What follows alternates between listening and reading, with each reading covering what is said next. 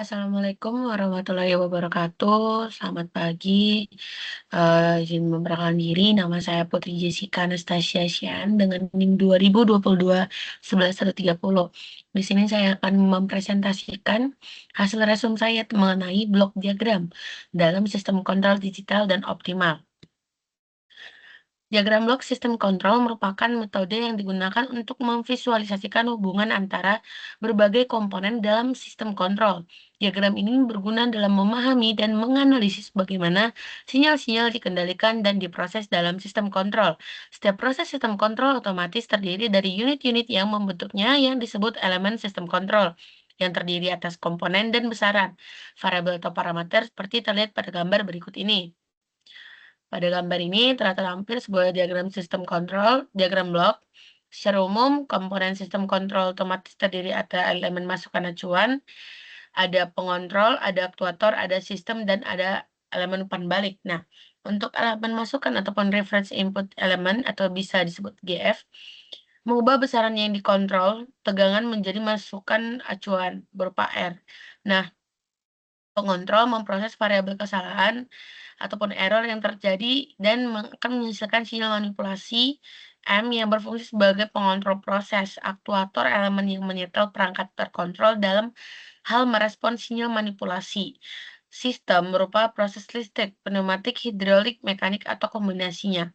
Elemen umpan balik atau feedback mengukur nilai keluaran yang dikontrol dan mengubahnya menjadi sinyal umpan balik, umpan maju, atau forward gain adalah bagian sistem kontrol tanpa umpan balik.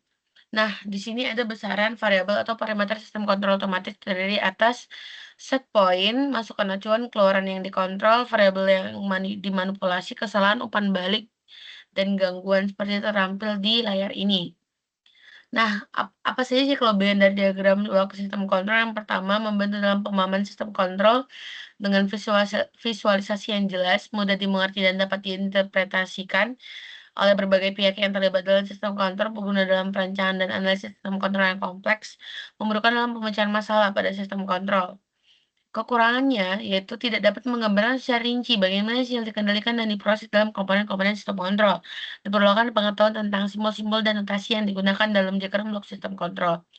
Nah, contoh dari diagram blok ini yaitu sistem pengiriman obat dalam closed loop yang mana sensor nanti digunakan untuk mengukur kadar obat atau nutrisi. Ukuran diubah menjadi bentuk digital dan diumpankan ke komputer kendali yang mendorong pompa untuk menyuntikkan obat ke dalam daerah pasien. Nah, untuk komponen utama dan cara kerja diagram blok yang pertama itu ada sensor, yang mana mengukur kadar obat atau nutrisi dalam darah pasien, yang nantinya pengonversi analog ke digital atau ADC mengubah sinyal analog dari sensor menjadi bentuk digital.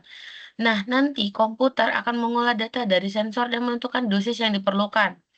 Sedangkan aktuator ataupun pompa infus atau penyuntik mengatur aliran obat ke dalam darah pasien berdasarkan perintah dari komputer kendali.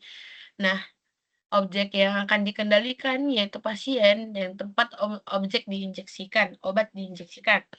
Nah, kemudian adalah loop umpan balik atau feedback, sensor kembali mengukur kadar obat dalam darah untuk memastikan dosis yang diberikan sesuai. Nah, mungkin sekian dari presentasi saya. Apabila ada kesalahan kata atau tutur, mohon maaf. Saya tutup. Wassalamualaikum warahmatullahi wabarakatuh.